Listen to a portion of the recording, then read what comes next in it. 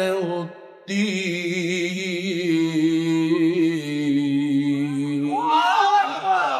আল্লাহ তাআলা বলেন তোমাদেরকে আমি আদেশ করি না ইবাদত করার জন্য, হ্যাঁ যতটুকু তোমরা ইবাদত করবে ওই ইবাদতের ভিতরে ইখলাস থাকতে হবে, একনিষ্ঠতা থাকতে হবে। ওই ইখলাসটা কেমন হবে? আনতাবুদুল্লাহ কান্নাকা তারাহু, আল্লাহকে দেখে দেখে তোমার নামাজ পড়তে হবে, রুকু দিতে হবে, সিজদা দিতে হবে। শবে বরাতের রাতে এসেছি জিলাপি নেওয়ার জন্য এসেছি, শবে বরাতের রাতে এসেছি, মানুষ আমাকে কি বলবে? শবে বরাতের রাতে এসেছি, যদি আমার চাকরি নষ্ট না হয়ে যায় এই জন্য আমি এসেছি। দুনিয়ার লোভে যদি আমি না আসি তাহলে দেখা যায় আমার প্রিয় নবী বলতেছেন লাইলাতুর রুজহাত রব্বুল আলামিন তোমার নিয়ত ভালো হওয়ার কারণে তোমার নেকের পাল্লাটাকে সর্বোচ্চ ওজন করে রব্বুল আলামিন কঠিন হাসরের ময়দানে শবে বরাতের একটা নেক আমলের মাধ্যমে তোমাকে পরিত্রাণের ব্যবস্থা করে দিবেন। 12 নম্বর আছে লাইলাতুল ইতকি মিনান নার। সর্বশেষ রাসূলুল্লাহ সাল্লাল্লাহু আলাইহি ওয়াসাল্লাম বলেছেন আলা কাজা কাজা হাত্তা ইয়াতলাউল ফাজর, এই বরকতটা থাকবে পরের দিন সূর্য উদিত হওয়ার পূর্ব পর্যন্ত এই বরকত থাকবে। এই বরকতি পর্যন্ত সময় পর্যন্ত যারা বিছানার সাথে পিঠ না লাগাইয়া সারাটা রাত কিয়ামুল লাইল করে সালাতুত তাসবিহ নামাজ আদায় করে কোরআন তেলাওয়াত করে জিকির আদায় করে উমরি কাজা, এরকম আমাদের আছে না নাই? আমি আমার এই বইয়ের ভিতরে সলাতুল হাজত কিভাবে আমরা পড়বো, উমরি কাজা বিস্তারিত লিখেছি। কখন দোয়া কবুলের সময়, কিভাবে দোয়া করলে রব্বুল আলামিন কবুল করেন। উমরি কাজা অর্থাৎ বিভিন্ন সময় আমাদের নামাজ কাজা হয়েছে, এরকম আমরা আছি না নাই? আজকের এই রাতে আপনি নিয়ত করে নামাজ পড়তে থাকবেন, রব্বুল আলামিন সকালবেলা যখন চোখের পানি ছেড়ে দিয়ে আপনি দোয়া করবেন, আমার প্রিয় নবী বলতেছেন মান ইকশারা মিন খাশিয়াতিল্লাহ তাহাতাত আনহু খাতায়াহু। ও আমার উম্মতরা শুনে নাও, যারা গুনাহ করেছো, গুনাহ করার পর নিজে অনুতপ্ত হয়ে যখন চোখের পানি ছেড়ে দিয়ে তুমি দোয়া করবা, ওই চোখের পানির মাধ্যমে রব্বুল আলামিন তাহাতাত আনহু খাতায়াহু, প্রত্যেকটা চোখের পানির সাথে সাথে গুনাহগুলো ঝরে ঝরে তোমার শরীর থেকে পড়ে যাবে। আমার প্রাণ, একদিন আমি শায়িত ছিলাম, ওই ঘুমের ঘরে জিব্রাইল আলাইহিস সালাম তার সাথে আমার সাক্ষাৎ হয়ে গেল। আমার উম্মতরা দৌড়াচ্ছেন আর দৌড়াচ্ছেন, পেছন দিক থেকে আগুন ধাওয়া করতেছে। আমি জিব্রাইলকে বললাম, ও ভাই জিব্রাইল, আমার উম্মতদেরকে আগুন ধাওয়া করতেছে, তাদেরকে রক্ষা করার জন্য আমি এই মুহূর্তে কি করতে পারি? জিব্রাইল বলেন, ইয়া রাসূলুল্লাহ, ইয়া হাবিবাল্লাহ, এই যে আপনাকে এক মগ পানি দেওয়া হলো, এই পানিটা আপনি নিক্ষেপ করেন, আগুন সরে যাবে, আগুন নিভে যাবে। জামানার পয়গাম্বর বলেন, আমি আখাযাল এনা, ওই পাত্রটা আমি ধরলাম, ধরে আমি পানিটা নিক্ষেপ করলাম, সাথে সাথে আগুন দূরে সরে গেল, জাহান্নামের ভিতরে ডুবে গেল। জিব্রাইলকে বলা, জিব্রাইল এই পানিটা কোথা থেকে আসলো? জিব্রাইল আলাইহিস সালাম বলেন, ইয়া রাসূলুল্লাহ, ইয়া হাবিবাল্লাহ, আপনার উম্মতরা আল্লাহর ভয়ে দুনিয়ার জমিনে যে চোখের পানি ঝরেছে, ওই চোখের পানি রুমালের সাথে থাকে নাই, দামার সাথে থাকে নাই। ওই চোখের পানিগুলো ফেরেশতারা সংরক্ষণ করে রব্বুল আলামিনের কুদরতি খাজানায় রেখেছে। সেই কুদরতি খাজানা থেকে আপনাকে এক মগ পানি দেওয়া হয়েছে, ওই পানির মাধ্যমে রব্বুল আলামিন জাহান্নামের আগুনকে নিভিয়ে দিয়েছে। এজন্য জামানার পয়গম্বর বলেন, পৃথিবীর মধ্যে ওই পানি সবচেয়ে বড় দামি, ওই পানিটা সবচেয়ে বড় মূল্যবান। যারা আল্লাহর ভয়ে চোখের পানি ছেড়ে দিয়ে বলে, আল্লাহ বাকি জীবনে আর গুনাহ করব না, বাকি জীবনে আর সুদ খাইব না, বাকি জীবনে আর ঘুষ খাইব না, বাকি জীবনে আর মিথ্যা বলবো না, আমার গুনাহ মাফ করছনি,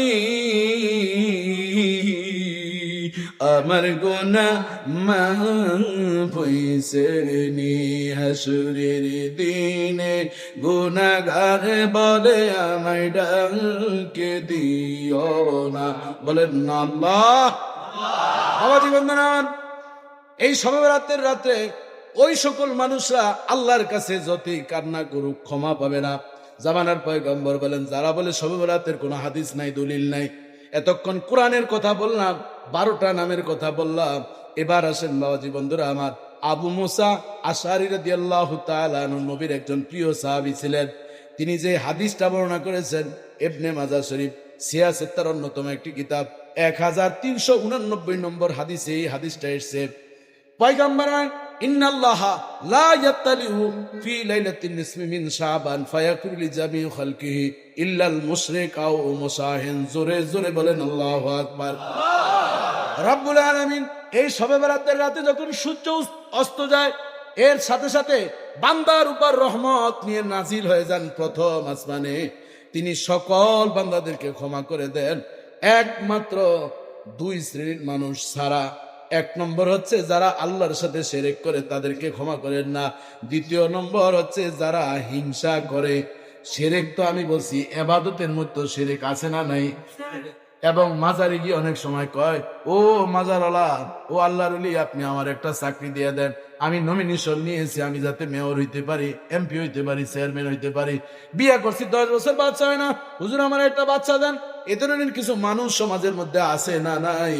আমার প্রিয় নবী বলেন না, ইজা সাআলতা ফাসআলিল্লাহ, যখন তুমি চাইবা আল্লাহর কাছে তুমি চাইবা। মাজারওয়ালা আল্লাহরে আল্লাহর কাছে চেয়ে আল্লাহর ওলি হয়েছে, কথা ঠিক কিনা বলে? কিন্তু পরিতাপের বিষয়, কিছু ভাইয়েরা আবার আগ বাড়িয়ে বলছেন মাজারে যাওয়া যাবে না। কি বলতেছে? মাজার ভেঙে চুরমার করে দিব। ওইটা হইলো আবার ওনাদের ব্রেনের ভিতরে গুণে ধরছে, কথা ঠিক কিনা বলেন? আগ বাড়িয়ে কথা বলছেন।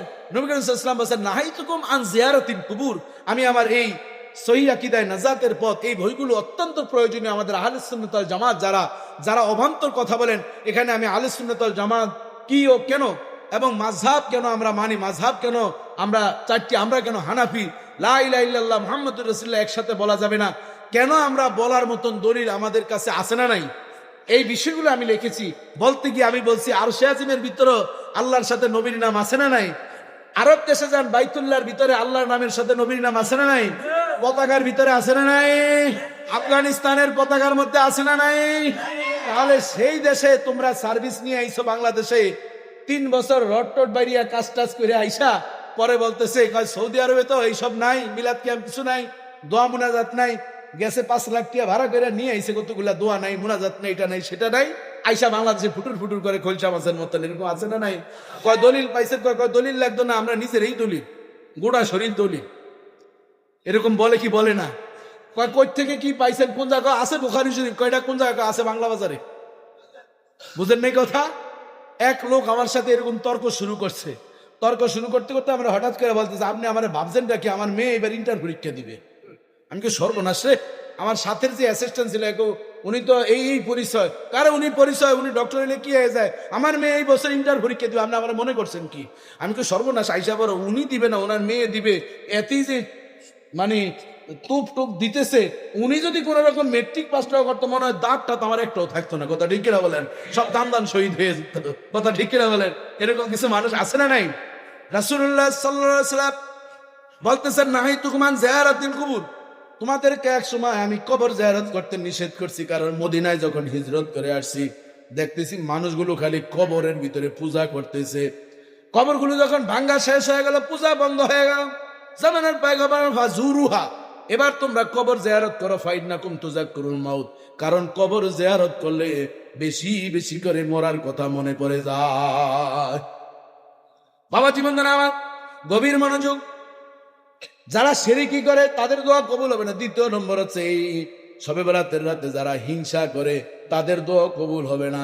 শবে বরাতের রাতে নয়, তোমরা যুদ্ধ শুরু করছো না, এখানে এসে যুদ্ধ করো বাবা, আসো, অসুবিধা কি, আমরা জেহাদের ময়দানে আছি, এটা একটু উঠান, আল্লাহ আল্লাহ করে দেখি জেহাদ থেকে কতক্ষণ থাকা যায়। বাবা জীবন আমার মুসাহিব, হিংসা আছে না নাই? এই লোকটা গাড়ি কিনছে কেমনে রে, নিশ্চয়ই তলে তলে কোনো কাম করে। এই লোকটা এত সুন্দর এম্বয়ডারি জামা পাইছে, আর আমরা হুজুররা যদি একটা গাড়ি কিনতেই পারি, বাবা রে সামে সামে কাম কাজ সবই করে। কিন্তু এই লোক সে এই গাড়ি গান কিনতে যায়, ওনার যে কত জীবনে যুদ্ধ করতে কলিজা পোড়া গন্ধ বাইরেছে, এই সম্পর্কে আপনার ধারণা নাই। রাসূলুল্লাহ সাল্লাল্লাহু আলাইহি ওয়াসাল্লাম বলেন, সাবধান, এই কথাগুলো গভীর মনোযোগ সহকারে শুনবেন। আমার প্রাণের নবী বলেন, অপরের ভালো দেখলে তুমি যদি শান্তি পাও, মনের ভিতরে তৃপ্তি লাগে, ফাকাদ ইস্তাকমালাল ঈমান, তাহলে বুঝবা তোমার ঈমান পরিপূর্ণ হয়েছে। আর অপরের ভালো দেখলে শরীরের ভিতরে অ্যালার্জি শুরু হয়ে যায়, আছে না নাই?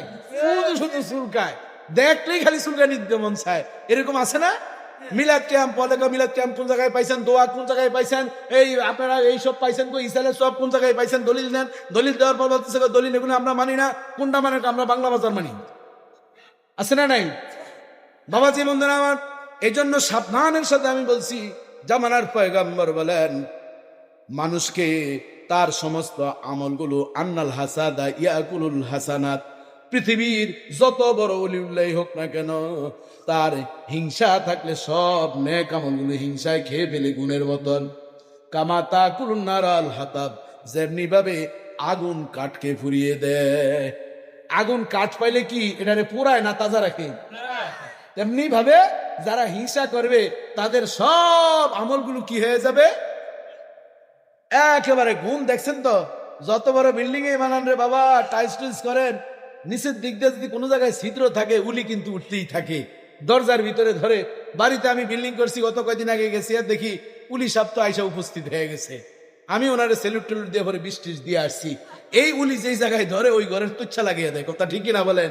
এরকম ভাবে যাদের অন্তরের ভিতরে হিংসা থাকবে, যত বড় আল খেল্লা করুক, টুপি যত ওসা ভরুক, নেশা ভরুক, পাঞ্জাবি যাই হোক না কেন, যত বড় দাড়ি থাকুক না কেন, সব নেক আমল বুড়িগঙ্গা দিয়ে ভাসবে, কথা ঠিক কিনা বলেন? বুড়িগঙ্গার পানি কি সুগ্রাণ না দুর্গন্ধ? ওই লোকটার সব আমলের ভিতরে খালি ভাইরাস আর ভাইরাস, অ্যান্টিভাইরাস যতই দিবেন হঠাৎ করে আবার ভাইরাস খেয়ে সব আমল বরবাদ হয়ে যাবে। এজন্য হিংসা করবেন না, বাদ দিবেন। গ্রেপ্তার করা যাবে যে এই লোকটা পারে, আমি পারতাম না, খেল এটা কি জায়েজ? ওই লোকটা এই ব্যবসা করে প্রতিষ্ঠিত, আমি করবো না কেন? এটা কি আছে? জায়েজ আছে। বাবাজি বন্ধুরা আমার, তাইলে এই শবে বরাতের রাতে দুই শ্রেণীর ব্যক্তির দোয়া আল্লাহ কবুল করবেন না। যেমনি হোক শবে বরাতের দলিল তাইলে হাদিসে আছে না নাই? আমি কি বুঝাইতেছি? হুজুর কিন্তু বলছেন শবে বরাতের দলিলগুলো আপনাদেরকে বুঝানোর জন্য। যারা বলতেছে শবে বরাত কোরআন হাদিসে নাই, তাদেরকে বললাম বাবারে, শবে বরাত নাই ঠিক আছে, কিন্তু লাইলাতুন নিসফে মিন শাবান তো আছে, কথা ঠিকই না বলেন? উর্দু ফার্সি নিয়ে যদি তোমরা ঝগড়া করো, কিন্তু লাইলাতুন নিসফে মিন শাবান আছে না নাই? আছে। তাহলে দলিল কয়টা পাইছি? একটা পাইছি, কোরআনের গুলা বাদ দিলাম। এখন আমার ভাইয়েরা বলতেছে না, দলিল তো আপনি দিচ্ছেন, একলা বললে হবে না। এই হাদিসের রাবি আবু মুসা আশারি, ওনার একটু স্মরণ শক্তিতে ঝামেলা ছিল, ওনারা এই ধরনের কথা বলে।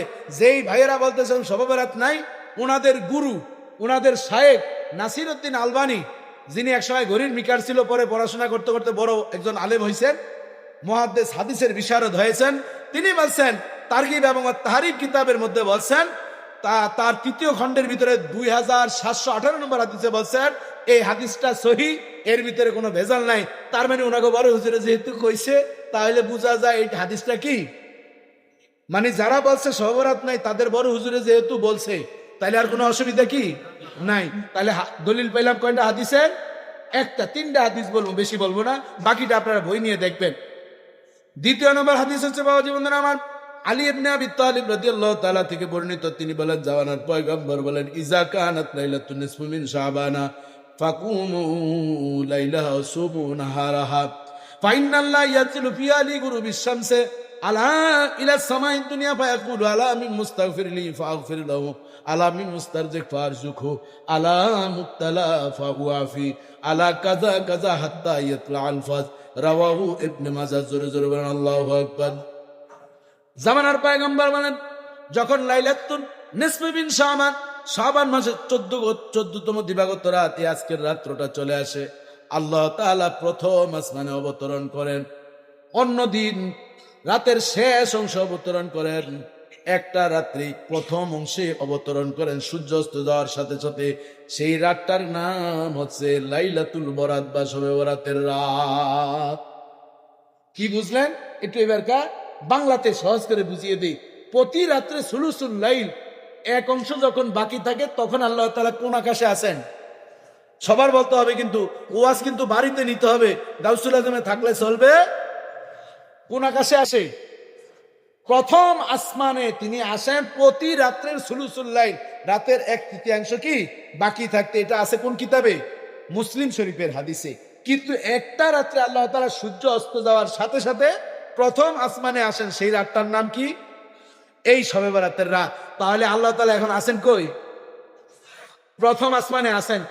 বলবেন কই হুজুর, কিছুই তো পাইলাম টাইলাম না। পাইবেন কেমন? ওইরকম অ্যাবিলিটি অর্জন করতে হইবি তো, কথা ঠিক কিনা বলেন? পাওয়ার জন্য আমরা এখন ছুরি দাঁত দিতে আসি।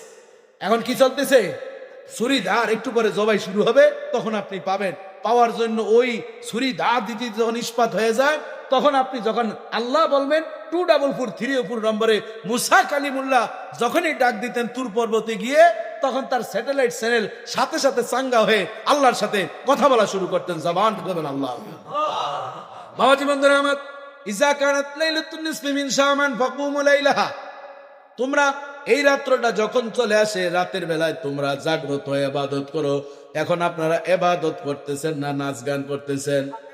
তাহলে যে অসভ্যরা বলতেছে এই রাতে যারা মসজিদে আসে ইবাদত করে, এটা নাকি বেশ্যাখানায় যাওয়া নাকি এর চেয়ে ভালো, তাদেরকে আমি বলবো তোমাদের জবানকে সংবরণ করো, বাংলার জনগণ তোমাদের জিহ্বা ছিঁড়ে ফেলবে। কথা ঠিক কিনা বলে? বাবাজি বন্ধুরা আমার, আমরা কিয়ামুল লাইল করছি, তোমরা নাকে তেল দিয়ে ঘুমাইতেছো। আবার বলে মসজিদ যারা খোলা রাখে ওই কমিটিরও বেদাতি, যেই বক্তা ওয়াজ করে তারও বেদাতি। অথচ আল্লাহ তাআলা বলেন ওয়ামান আযলাবু মিম্মান মানাআ মাসাজিদাল্লাহ। আল্লাহ তাআলা বলেন, ও দুনিয়ার মানুষ, কে আছো তোমরা এমন আল্লাহর ঘরে আসতে বাধা দিবা? যারা আল্লাহর ঘরে আসতে বাধা দিবা তাদের সে জালেম আর পৃথিবীর মধ্যে কেউ নাই। ঠিক কিনা বলে? গাউসুল আজম জামে মসজিদে আমরা এসেছি ইবাদত করার জন্য, আমল করার জন্য।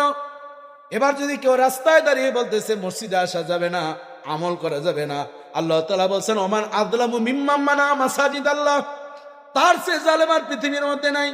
যে আল্লাহর ঘরে আসতে বাধা দেয়, আল্লাহ তাআলা তাকে জালেম হিসাবে আখ্যায়িত করছেন। জোরে জোরে বলেন নাউজুবিল্লাহ। আমরা জালেম হব না, ওলিউল্লাহ হব। কারা ওলিউল্লাহ হতেছেন আল্লাহকে দেখিয়ে দিই। নারে তাকবীর, নারে রিসালাত। তাহলে শবে বরাতের দলিল হাদিসে আছে না নাই? তাও সিয়াসেতনার হাদিসের মধ্যে সুমু নাহারা, রাতের বেলায় তোমরা ইবাদত করছো গাউসুল আজম মসজিদে, আর ভোর রাতে তোমরা সাহারি খাবা, দিনের বেলায় তোমরা রোজা রাখবা। এটা আমার কথা না, পয়গম্বরের কথা। 1389 নম্বর ইবনে মাজাহ শরীফের হাদিস এসেছে। বাবাজি বন্ধুরা আমার, এরপরে বলে সীমাবদ্ধ থাকেন নাই। জামানার পয়গম্বর বলেন, ও আমার উম্মতেরা তোমরা শুনে নাও, এই রাত্রে যারা ইবাদত করে গভীর রাতে চোখের পানি ছেড়ে দিয়ে দোয়া করবে, রব্বুল আলামিন প্রথম আসমান থেকে ডাক দেয়া বলবেন, আলামিন মুস্তাগফিরলি ফাগফির লাহু, কে গুনাহ করে নিজে অনুতপ্ত দিল নিয়ে গাউসুল আজম মসজিদে উপস্থিত হয়েছ, আমি আল্লাহর কাছে গুনাহ মাফ চাও, আমি রব্বুল আলামিন তোমার গুনাহ মাফ করে দিব। আলামিন মুস্তাগফির চোখু, কে সিকের পেরেশানিতে আছো, চাকরি নাই বাকরি নাই, ব্যবসা করো ব্যবসার উন্নতি নাই, কারা এমন দুর্দশা জীবন যাপন করছো, এই শবে বরাতের রাতে তুমি আমার আল্লাহর কাছে তুমি রিজিক চাও, আমি আল্লাহ তোমার রিজিকের ফয়সালা করে দিব। আলা মুবতালা ফাওয়াফি, কে আছো সন্তানকে নিয়ে বিপদে, কে আছো স্ত্রীর অসুস্থতা নিয়ে বিপদে, কে কোন বিপদে আছো, গভীর রাতে আমি আল্লাহর কাছে সিজদায় পড়ে তুমি যদি কান্না করো, ওয়াসজুদু ওয়াক্তারিব, ও বান্দা আমি আল্লাহ সবচেয়ে বেশি পছন্দ করি সিজদা, কারণ সিজদাটা স্বাভাবিক বিষয় নয়, এটা গাউসুল আজম মসজিদের কার্পেটে নয়, টাইলসের মধ্যে নয়। জামানার পয়গম্বর বলেন, আস-সাজিদু আলা কদমাইর রহমান, বান্দা যখন সিজদা দেয় সরাসরি সে আল্লাহর কুদরতি পায়ের মধ্যে সিজদা দিতে থাকে। বাবাজি বন্ধুরা আমার, এজন্য আলা মুবতালা ফাওয়াফি, কে বিপদগ্রস্ত আছো আমি আল্লাহর কাছে শবে রাত্রে চাও, আলা কাজা কাজা হাত্তা ইয়াতলাউল ফাজ। জামানার পয়গম্বর হরফে তামবি দিয়ে বলছেন, ও আমার উম্মতেরা শোনো, সাবধান সাবধান সাবধান, এই বরকতটা পরের দিন সূর্য উদিত হওয়ার পূর্ব পর্যন্ত রব্বুল আলামিন চলমান রাখেন। জোরে জোরে বলেন আল্লাহু আকবার। তাহলে দলিল কি আছে না নাই? আরো দিব। 512টি কিতাবের রেফারেন্স আমি এই বইতে দিয়েছি, 13টি সহিহ হাদিস। এটা কোনো বাংলা বাজারের মেড ইন জিনজিরা না, এ সব হচ্ছে তথ্য উপাত্ত। এই যে সুনানে ইবনে মাজাহ হাদিস নং 1388, তাজকিরাতুল হুফাজ প্রথম গ্রন্থ 364। বাবাজি বন্ধুরা আমার, যেই ভাইয়েরা শবে বরাত নিয়ে মার্কেটিং শুরু করেছে, ইহুদিদের দালালি তারা করছে। আমরা বলবো বরং 92 থেকে 95% মুসলমানের দেশে ইহুদিদের ষড়যন্ত্র বাস্তবায়ন আমরা করতে দিব না। এই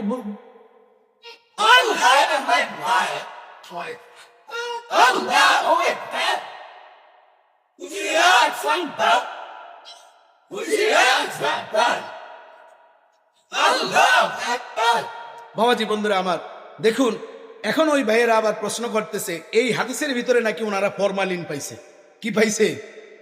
আমাদের ফরমালিন মাছের ভিতরে দেয় না, তরতাজা থাকার জন্য ফলের ভিতরে দেয়। ওই নাসিরউদ্দিন আলবানী গরির মিকার উনি একটু ফরমালিন পাইছে। বলতেছে এই যে হাদিসটা, এটার সনদের ভিতরে একটু ভেজাল আছে। যেই সাহাবী থেকে আলী রাদিয়াল্লাহু তাআলা আস্তে আস্তে সর্বশেষ যার সাথে লিঙ্ক হয়েছে, ওনার নাকি একটু স্মরণ শক্তি কম ছিল। কি ছিল? ওর দাদা গিয়া পাহারা দিছে, ওই সাহাবীর স্মরণ শক্তিতে ভেজাল ছিল। বুঝেন নাই কথা? এই ধরনের অভান্তর কথাবার্তা বলছেন, কিন্তু তাদের বড়্ডা হুজুরে বলতেছেন না, এটি আমলের ক্ষেত্রে। আল্লামা মাহমুদ আত-তোহান তাইসুরুল মুস্তালির হাদিস আমাদের ছাত্রদেরকে আমরা ফাজেলে পড়াই। এই উনি বলছেন যে যেই হাদিস আমলের যোগ্য, সেই দঈফ হাদিসও সেটা গ্রহণযোগ্য। বড় হুজুরে যেহেতু বলছে, আর কোনো সমস্যা আছে? তাইলে বড় হুজুরের কথা কয়টা বললাম? দুইটা দলিল বললাম। বড় হুজুররা কি বলছেন? নাসিরউদ্দিন আলবানী বলছেন অসুবিধা নেই, ওনার যদি স্মরণ শক্তিতে একটু ঝামেলা থাকে, হাদিস কিন্তু সঠিক আছে। ওই রাবির ভেজালের কারণে হাদিস বলতে কি বুঝেন আপনি? কাউলুন নবী, ফেলুন নবী, তাকারিরুন নবী, অর্থাৎ রাবিদের যে সিলসিলা, এটাকে বলা হয় সনদ। হাদিসের মূল এবারতকে মতন বলা হয়, আর ওইটি হলো হাদিসের নবীর হাদিস। আপনি নানান ধরনের রাবির কারণে আপনি যদি বলেন এটার ভিতরে এই ভেজাল সেই ভেজাল, তারা ওই বেদাতের চশমা দিয়ে নানান ধরনের রঙিন চশমা ব্যবহার করে খুঁজে খুঁজে তারা শুধু বেদাতই খুঁজে। কথা ঠিক না বলেন? আজকে এই সুন্দর শবে বরাতকে তারা নানান ধরনের মসজিদ থেকে মুসল্লিদেরকে ওই ভালোবাসা দিবসের বেহেয়াফনা দিবসে নেওয়ার জন্য নানান ষড়যন্ত্র করছে। কথা ঠিক না বলেন? এই জন্য বাবাজি বন্ধুরা আমার, আর বেশি লম্বা করব না, হুজুর যেহেতু চলে আসছেন, এরপর আরেকটি হাদিস বলে আমি আপনাদের সামনে শুধুমাত্র এই ফুলটা করে বাড়িতে নিয়ে যাবেন যে গাউসুল আজম মসজিদ থেকে অন্তত আধা কেজি হইলেও শবে বরাত নিয়ে আইছি। পারবেন না বলতে? এক একটা হাদিস যদি আমরা আধা কেজি ওজন ধরি, 3টা হাদিসে 1.5 কেজি। কথা ঠিক না বলেন? আর ইন্না আনজালনাহু ফি লাইলাতিন মুবারাকা, ওটার ওজন আমি কেমনে বলবো? তারপরেও ধরেন 1 কেজি, অন্তত 2.5 কেজি নিয়ে তো যাইতে পারবেন। 5 কেজি না পারেন 2.5 কেজি তো নিতে পারবেন না? তাহলে আর আমি আপনাদেরকে ওই 2.5 কেজি দেওয়ার জন্য এই হাদিসটা বলে আমার আলোচনা শেষ করবো। আমা তাওফিকি ইল্লা। বাবাজি বন্ধুরা আমার, যারা বলেন শবে বরাতের কোনো দলিল নাই, তাদেরকে বলছি জামানার পয়গম্বর শবে বরাতের রাত্রে গাউসুল আজম মসজিদে আসছেন। বাড়ি হয়েছে রংপুর, দিনাজপুর। নিজের মা বাবার কবরে যাইতে গেলে হেলিকপ্টার দিয়ে যাওয়া লাগবে, কারণ পরের দিন 8টায় আবার আপনার অফিস আছে। ওই মুহূর্তে আপনি কি করবেন? ঢাকার শহরে অনেক কবর আছে না নাই? অনেক মাকবারা আছে না নাই? সেখানে দাঁড়িয়ে যদি আপনি দোয়া করেন, সেটা দলিল দিচ্ছি আমার পয়গম্বর এই শবে বরাতের রাতে তিনি জান্নাতুল বাকিতে গিয়ে দোয়া করেছেন। আম্মা জান আয়েশা সিদ্দিকা রাদিয়াল্লাহু তাআলা আনহা বলেন, কোন এক শবে বরাতের রাতে জামানার পয়গম্বর আমার ঘরে আমার বিছানার শিডিউলে ছিল। কারণ 11 জন স্ত্রীর মধ্যে আমি একজন স্ত্রী ছিলাম। নবী অল্প বয়স হওয়ার কারণে নবীজি আমার এখানে প্রতি রাতে আসার পর আমার সাথে সাক্ষাৎ করে অন্য বিবিদের ঘরে যেতেন, কিন্তু ভাগ্যক্রমে শবে বরাতের রাতে আমার ঘরে এই শিডিউল ছিল। আম্মা জান আয়েশা বলেন, ফাকাতু রাসূলুল্লাহ সাল্লাল্লাহু আলাইহি ওয়াসাল্লাম, হঠাৎ রাতের গভীরে নবীজি কি হারিয়ে ফেলছে। আরে জামাই নাই বিছনাত, এটা চিন্তা আছে না নেই? বউগো জামাই না থাকলে জামাই গেল কই? জামাই রে খুঁজতে খুঁজতে খুঁজতে খুঁজতে আম্মা জান বলতেছেন, ফাখারাস্তু ফাইজান বিল বাকি, সহ্য আর হয় না। রওজা মুবারক দেখছেন তো, জান্নাতুল বাকি খুব বেশি দূরে নাকি? হজ করতে কারা কারা গেছেন? কাছে না? বড় জোর একটু আমার মতন হাঁটলে 2 মিনিট লাগবে, আর যদি লা ইয়ামুতু ওয়া লা ইয়াহইয়া আস্তার মরণ আস্তে আস্তে হাঁটলে 5-7 মিনিট লাগতো পারে। আম্মা জান আয়েশা সিদ্দিকার বয়স কম, ফুরফুরিয়া, তিনি চলে গেছেন।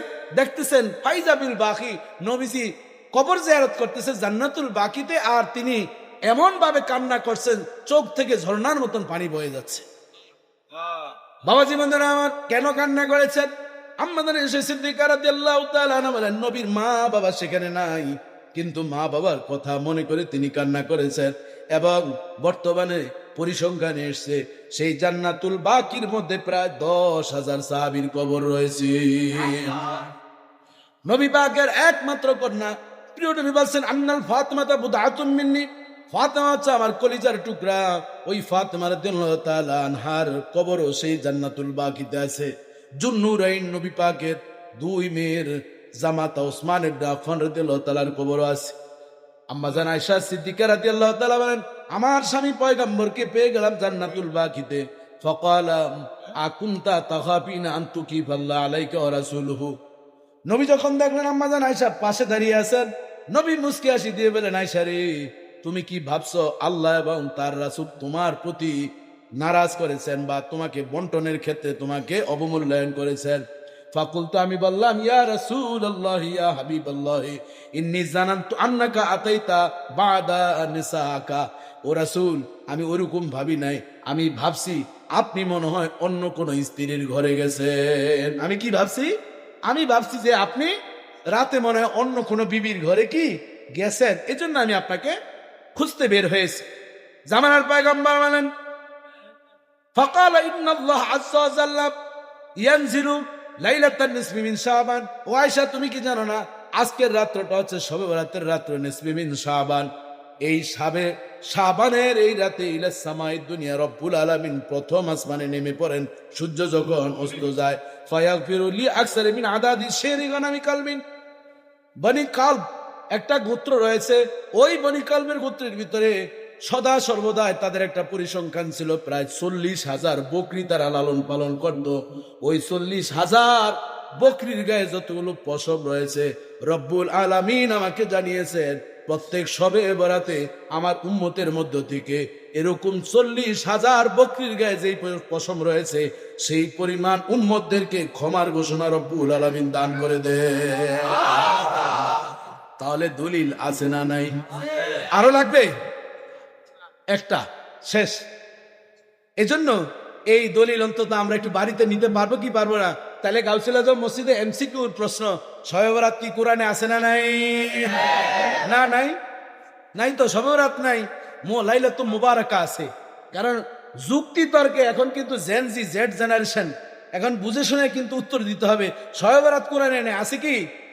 লাইলাতুল মুবারাকা, উত্তর বুঝে শুনে দিয়েন। নাইলে কবে এই সালি সাহেব কি ওয়াজ করে গেছে, বাংলা ওয়াজ করছে, আরবিতে ওয়াজ করবেন যে শবে বরাত নেই, আছে কি লাইলাতুল মুবারাকা। যে লাউ সেই কি ওই ব্যাক করলে আইসা রংপুর থেকে, আওয়ার পর শুনছে মামলেট হওয়ার কথা। মামলেটে জীবনে খাই না দেন, কয়ে দেয় আমাদের দেশের আন্ডা। বুঝেন নাই? এখন কি ঘটনা ঘটলো? কোরআনের ভিতরে আইসে লাইলাতুল মুবারাকা। কয় শবে বরাতের ওয়াজ শুনে শবে বরাতের দলিল দেন, কবেন যে শবে বরাত কোরআনে নাই, আছে কি লাইলাতুল মুবারাকা। ঠিক আছে, তাহলে হাদিস দিয়া বলেন, হাদিসে শবে বরাত নাই, আছে কি নিসফি মিন শাবান। তাহলে আছে তো। এখন বলবেন হুজুর তাহলে শবে বরাত কি? ওই যে ফার্সিতে শবে বরাত। তাহলে বলুন, এবার আপনাদের কাছে প্রশ্ন, নামাজ কোরআনে নাই, রোজা কোরআনে কি নাই, নামাজও পড়বো না, রোজাও কি থাকবো না। কেন? কোরআনে হাদিসে কি নাই, আছে কি? আছে সালাত, সাওম। এই জন্য ঝগড়া না করে, এটা হচ্ছে পাক ভারত উপমহাদেশের পরিভাষা। আল্লাহ তাআলা যতটুকু আলোচনা করেছি আমাদের প্রত্যেককে বাস্তব জীবনে আমল করার তৌফিক দান করুন, বলেন আমিন। এই বইগুলো আমি এনেছি, এখানে আমি আকীদা ও ইবাদত বইতে বিস্তারিত লিখেছি, আপনাদের যাদের প্রয়োজন নেবেন এই আশা আকাঙ্ক্ষা রেখে গাউসুল আজম মসজিদ, আলহামদুলিল্লাহ আমার শ্রদ্ধেয় বড় ভাই আমাদের মাহবুব ভাই চলে এসেছেন, বলেন মারহাবা। তো আমার আলোচনা এখানেই শেষ করছি। তাহলে আমরা কি ঝগড়া করব না দলিল ভিত্তিক তথ্য উপাত্ত দিয়ে আলোচনা করব? দলিল ভিত্তিক যে আলোচনাগুলো হয়েছে গাউসুল আজম মসজিদ থেকে আমরা এভাবে এই মেসেজগুলো বাইরে আমরা পৌঁছাবো। আল্লাহ তাআলা আমাদের প্রত্যেককে সেই তৌফিক দান করুন। আমার আলোচনা এখানেই শেষ করছি।